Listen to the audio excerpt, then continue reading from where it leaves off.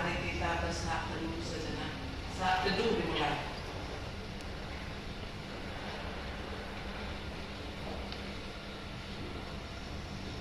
Amin.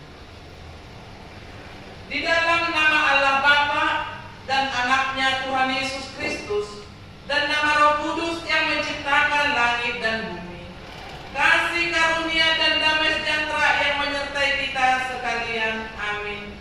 Marilah kita berdoa. Ya Yesus Kristus Tuhan kami, hadapkanlah wajah-Mu, berilah kasih karunia dan kehidupan kepada kami. Amin. Kita angkat pujian, kita bernyanyi dari PKK nomor 10 ayat 1 dan 2.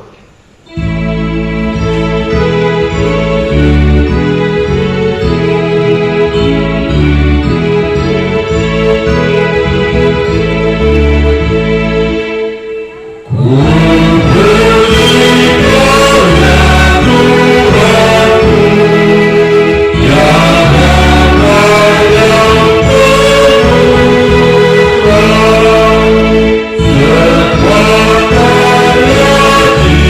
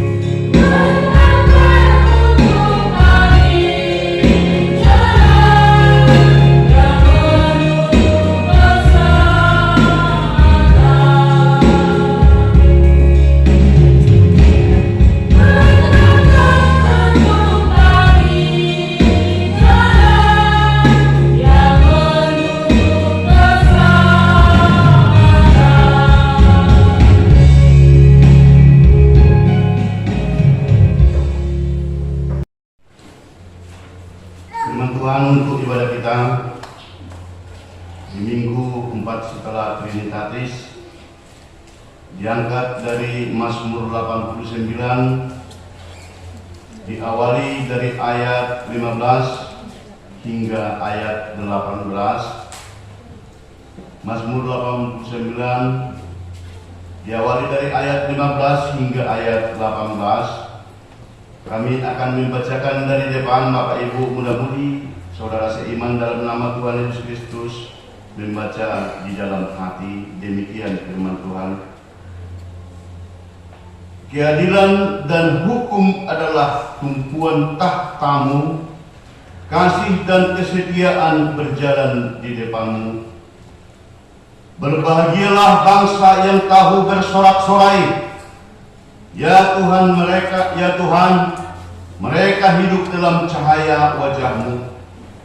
Karena nama-Mu mereka bersorak-sorak sepanjang hari, dan karena keadilan-Mu mereka bermegah. Sebab Engkaulah kemuliaan, kekuatan mereka, dan karena Engkau berkenaan, tanduk kami meninggi. Demikian firman Tuhan, kita nyanyikan firman-Mu menjadi terang.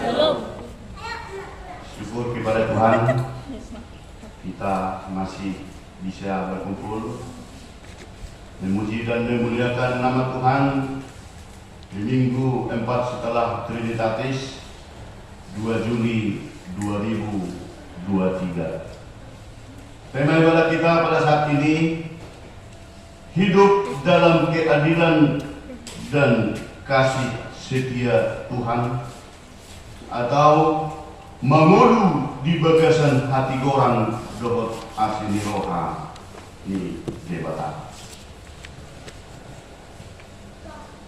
Bapak Ibu yang dikasihi oleh Tuhan, kami yakin dan kami percaya setiap orang pasti menginginkan dirinya bisa dihormati orang lain. Setiap orang pasti menginginkan bisa terkenal. Setiap orang pasti menginginkan, ingin dielu-elukan orang lain. Setiap orang pasti ingin disanjung, dan bahkan setiap orang pasti menginginkan bagaimana saya menjadi orang hebat.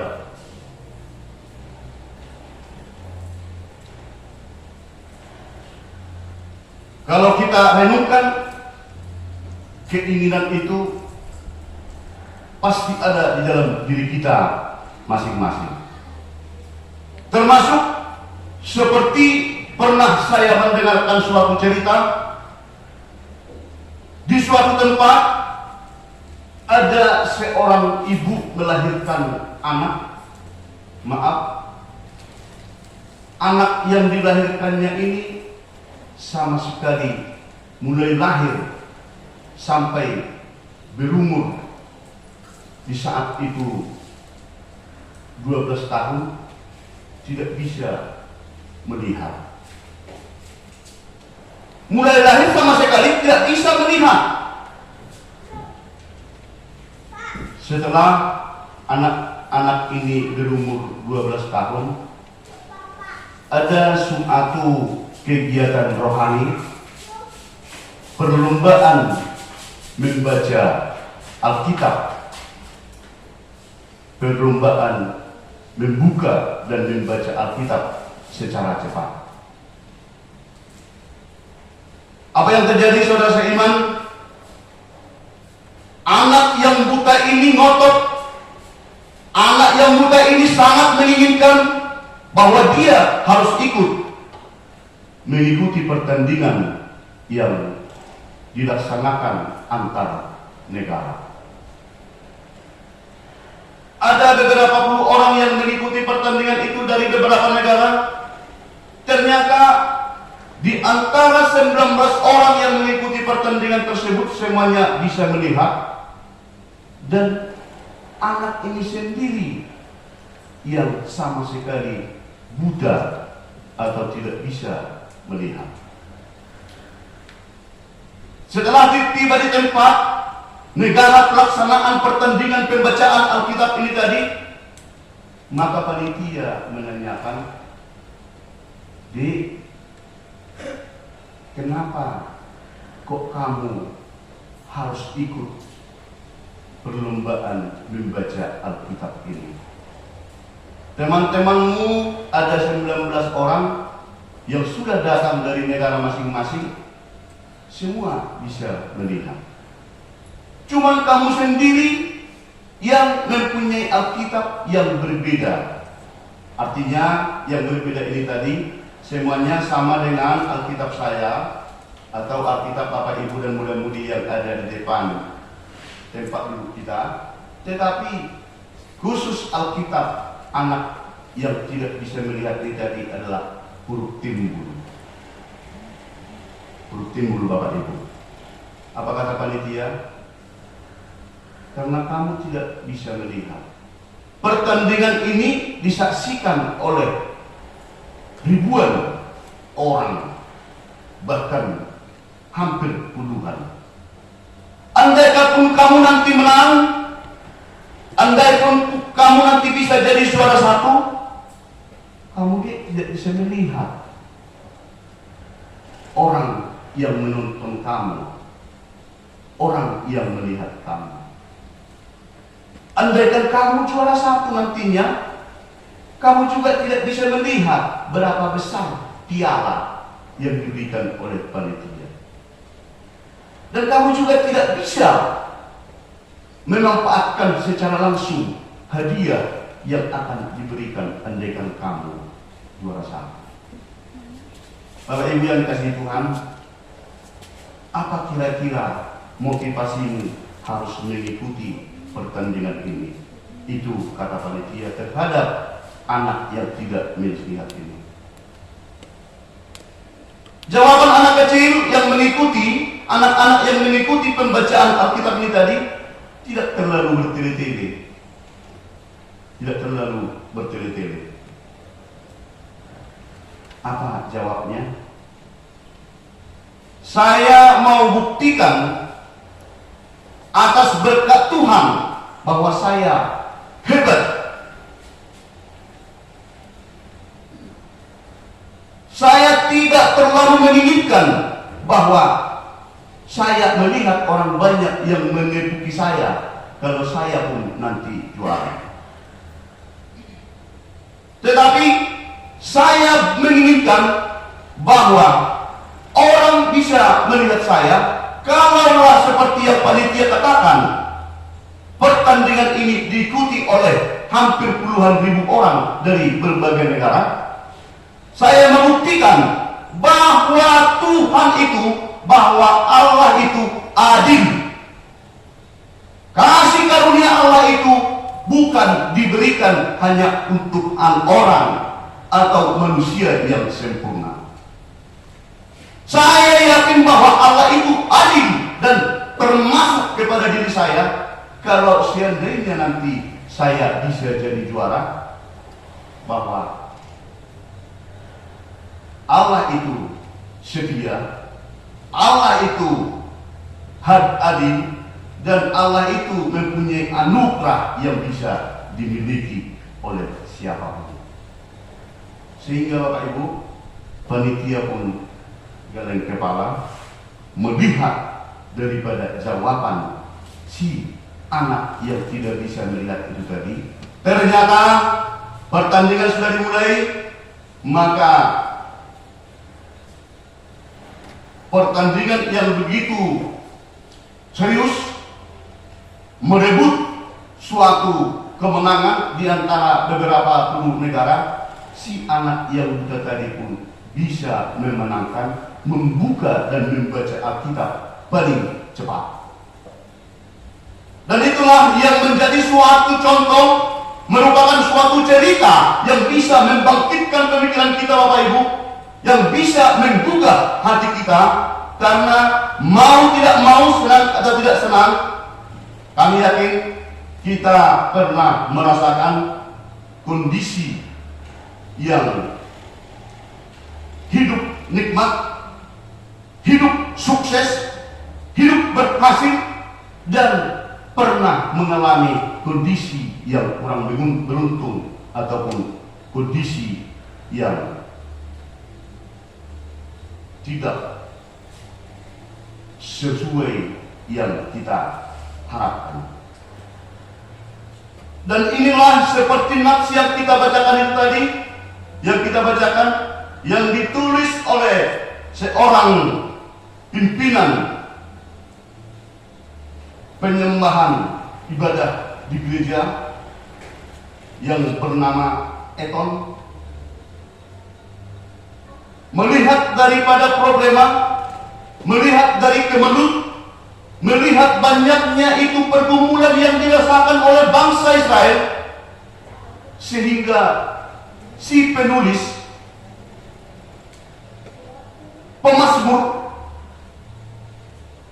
mempunyai analisa cara pandang bahwa Allah itu tidak adil. Allah itu tidak adil terhadap bangsa Israel. Mengapa penderitaan dengan penderitaan, kesusahan dengan kesusahan selalu bergonta-ganti dialami oleh bangsa itu? Dasar kesusahan, dasar problem, dasar situasi yang betul-betul dirasakan kondisi bangsa Israel, sehingga pemazmur mensuarakan kata-kata seperti nats yang sudah kita bacakan tadi. Pemazmur dari Raja Daud mengatakan supaya keadilan dan hukum adalah tumpuan tahtamu, kasih dan kesetiaan berjalan di depanmu. Berbahagialah bangsa yang kamu bersorak-sorai, ya Tuhan, mereka hidup dalam cahaya wajah-Mu. Kondisi itulah yang dibuatkan oleh pemazmur supaya bangsa Israel itu tadi bangkit. Jangan merasa bahwa bangsa itu sudah ditinggalkan oleh Tuhan. Dan saya yakin, sebab saya sendiri pun Bapak Ibu sering bergumul di dalam perjuangan hidup yang penuh dengan kemelut, penuh dengan rintangan, penuh dengan cobaan, atau bahkan begitu banyak kesusahan. Sering masuk ke pikiran secara pribadi Bapak Ibu bahwa Allah tidak adil. Tuhan tidak adil lagi kepada saya. Bahkan sering saya bertanya, di mana kau Tuhan? Apakah Tuhan telah meninggalkan saya? Mengapa penderitaan kemarin belum selesai? Datang lagi cobaan yang seperti ini. Apakah Tuhan telah meninggalkan saya dan tidak mau memperdulikan saya lagi? Begitu beratnya beban yang saya alami di dalam pertarungan hidup ini. Secara pribadi Bapak Ibu, saya juga pernah merasakan kondisi-kondisi yang dirasakan oleh bangsa-bangsa Israel. Dan mungkin tidak terlepas kondisi Bapak Ibu dengan muda-mudi.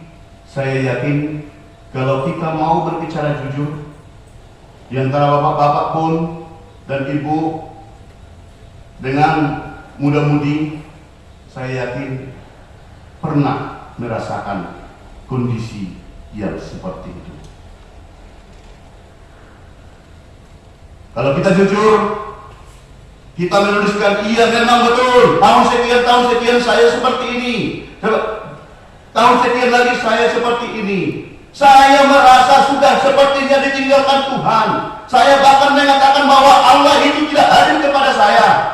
Saya betul-betul pernah mengatakan seperti itu. Bisa kita merenungkan Bapak Ibu yang dikasihi Tuhan. Maka pemazmur di dalam ibadat kita saat ini mengajak, menyampaikan dan memberikan suatu pengharapan yang konstan, memberikan arahan, memberikan motivasi, dan memberikan ajakan dengan serius, mengatakan, ayo, bahwa dengan benar Allah itu adil. Bagaimana kehadiran Allah itu? Kasih karunia-Nya tetap setia diberikan kepada siapa yang percaya kepada Tuhan. Kalau tadi sebahagian melihat bahwa bangsa itu mengatakan mereka sudah ditinggalkan oleh Tuhan, kalau saya pernah mengatakan, kenapa kau tinggalkan saya Tuhan? Ternyata melalui pemazmur di khotbah kita saat ini, bahwa Allah itu tetap setia memberikan kasih karunia kepada kita, asal kita tetap mengikuti dan setia tetap mengatakan kami tetap berserah kepada. Saya teringat baru-baru ini Bapak Ibu, melalui komunikasi telepon dengan seorang hamba Tuhan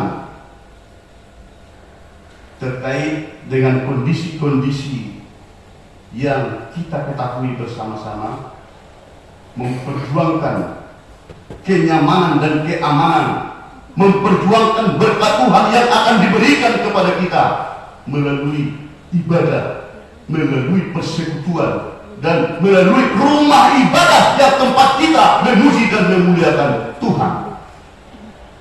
Saya membayangkan sesuai dengan kata-kata seorang pelayan Tuhan ini, aman, saya juga menangis, saya juga merasakan seperti makan buah si malakama dengan kondisi yang dirasakan oleh orang-orang yang loyal, oleh orang-orang yang setia kepada Tuhan melalui tempat ibadah.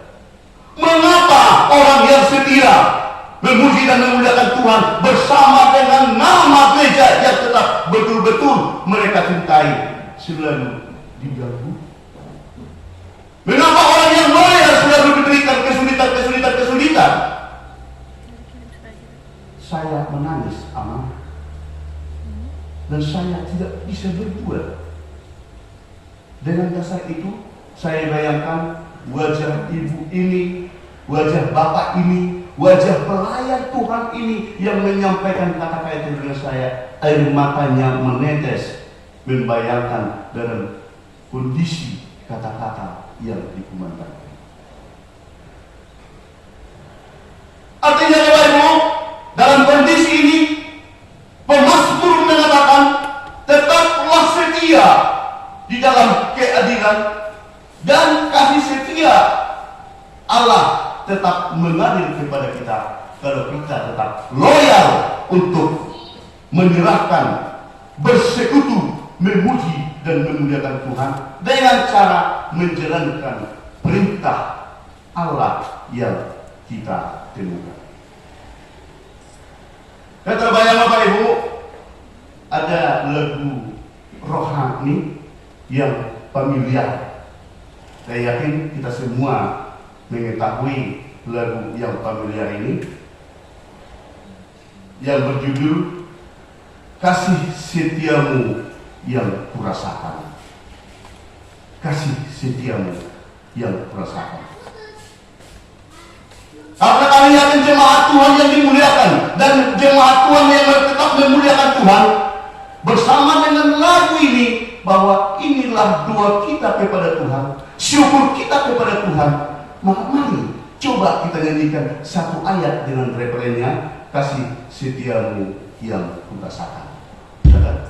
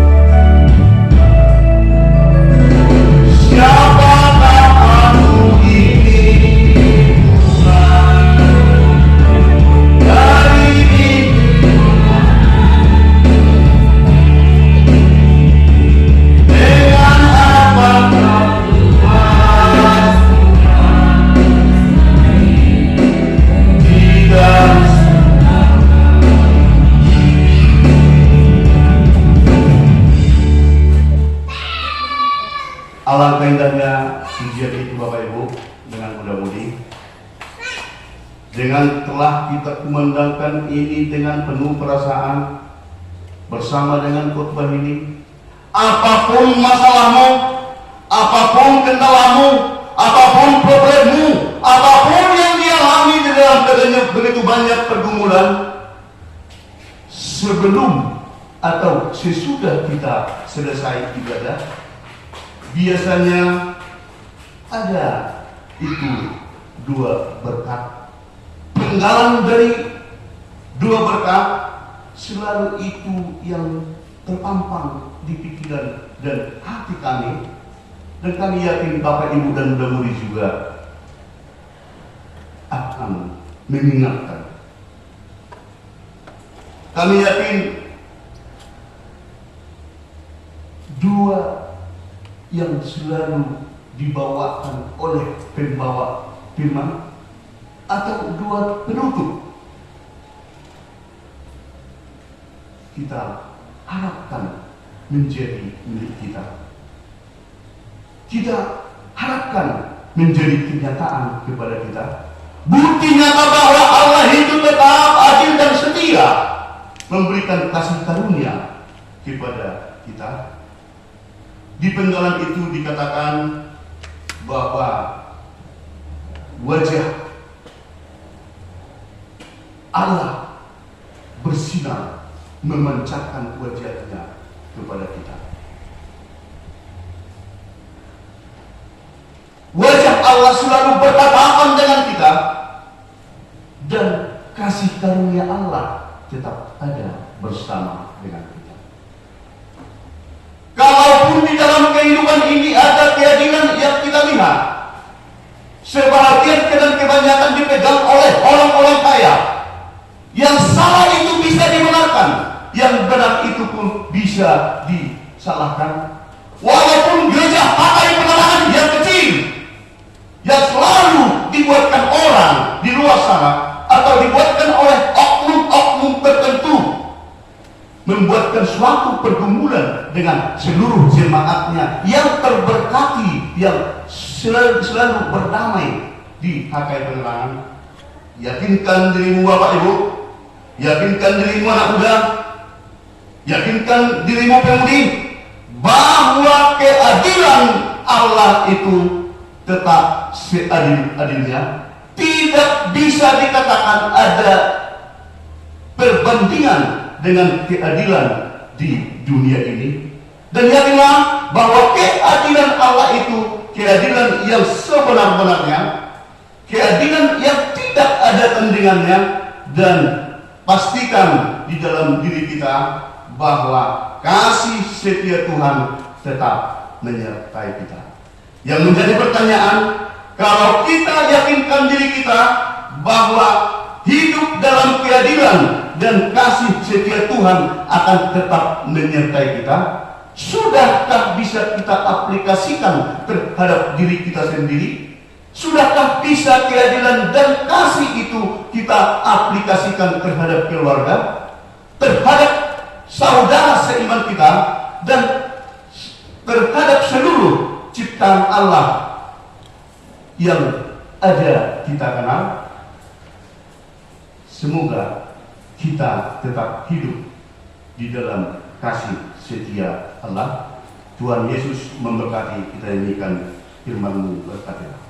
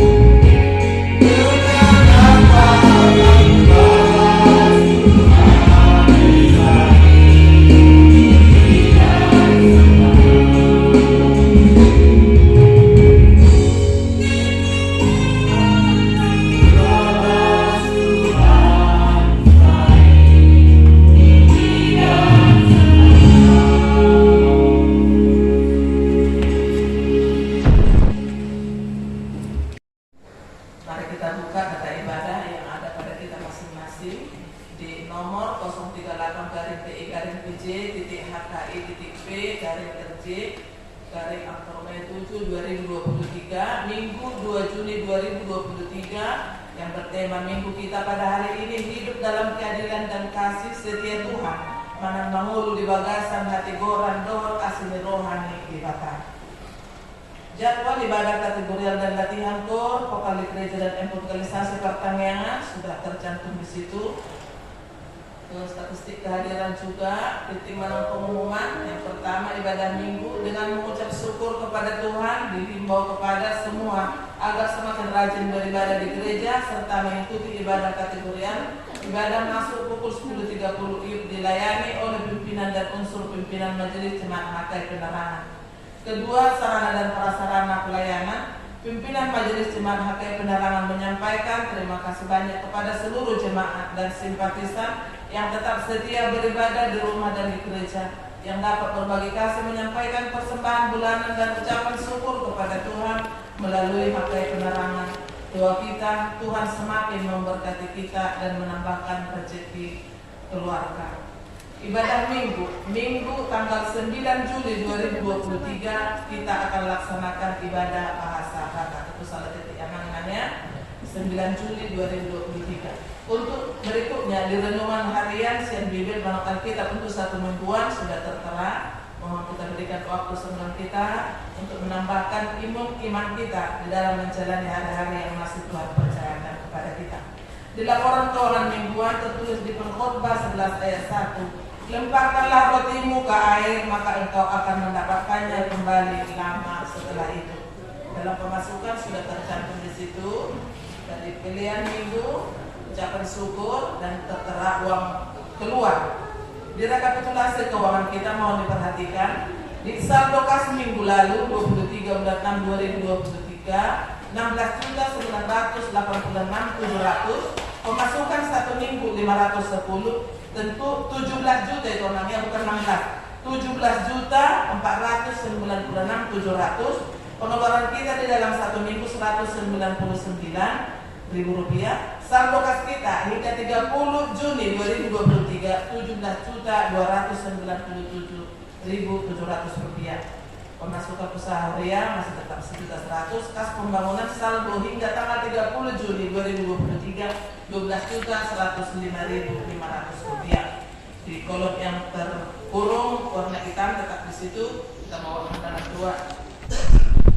Tahun pengembangan kreativitas pelayan dan pelayanan 2023 tertulis di 1 Timotius 6 ayat 11. Tetapi engkau hai manusia Allah, jauhilah semuanya itu, kejarlah keadilan, ibadah, kesetiaan, kasih, kesabaran, dan kelembutan. Pimpinan jemaat, Panharado, beserta Majelis Jemaat Hakai Penerangan mengucapkan selamat mengikuti ibadah dan memaparkannya, serta selamat ulang tahun bagi yang merayakannya seminggu yang lewat. Apabila ada salah penulisan, mohon segera dikoordinasi.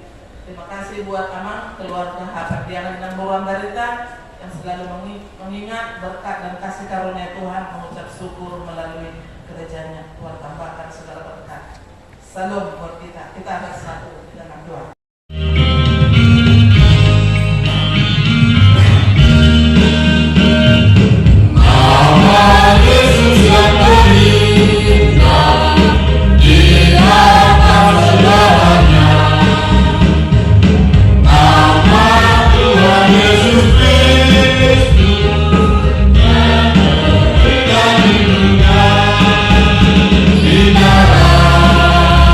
Nah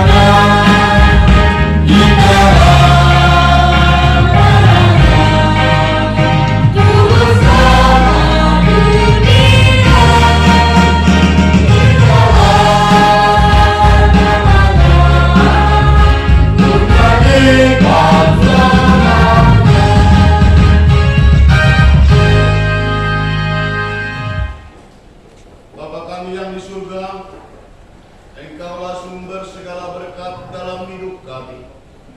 Terima kasih atas segala berkat dan karunia yang Tuhan berikan kepada kami. Kami mempersembahkan hidup kami dan berkat yang kami terima kepadamu. Terimalah ini menjadi persembahan yang harum di hadapanmu. Berkatilah persembahan ini dan ajarlah kami mempergunakannya menyatakan kerajaan-Mu di tengah-tengah gereja-Mu dan untuk dunia ini. Bukalah hati dan pikiran kami agar senantiasa bersukacita untuk memberikan persembahan kudus demi kemuliaan nama-Mu. Amin. Sama-sama kita berdoa dua waktu. Bapa kami yang di surga, dikuduskanlah nama-Mu, datanglah kerajaan-Mu, jadilah kehendak-Mu di bumi seperti di surga. Berilah kami pada hari ini makanan kami yang secukupnya, dan ampunilah kami akan kesalahan kami, seperti kami juga mengampuni orang yang bersalah kepada kami. Dan janganlah membawa kami dalam pencobaan, tetapi lepaskanlah kami dari yang jahat. Karena Engkau yang punya kerajaan dan kuasa dan kemuliaan sampai selama-lamanya. Amin. Agar kita pulang ke rumah kita masing-masing membawa damai sejahtera yang dari Tuhan. Marilah kita sambut berkat Tuhan. Tuhan memberkati kita dan melindungi kita. Tuhan menyinari kita dengan wajah-Nya dan memberi kita kasih karunia. Tuhan menghadapkan wajah-Nya kepada kita dan memberi kita damai sejahtera.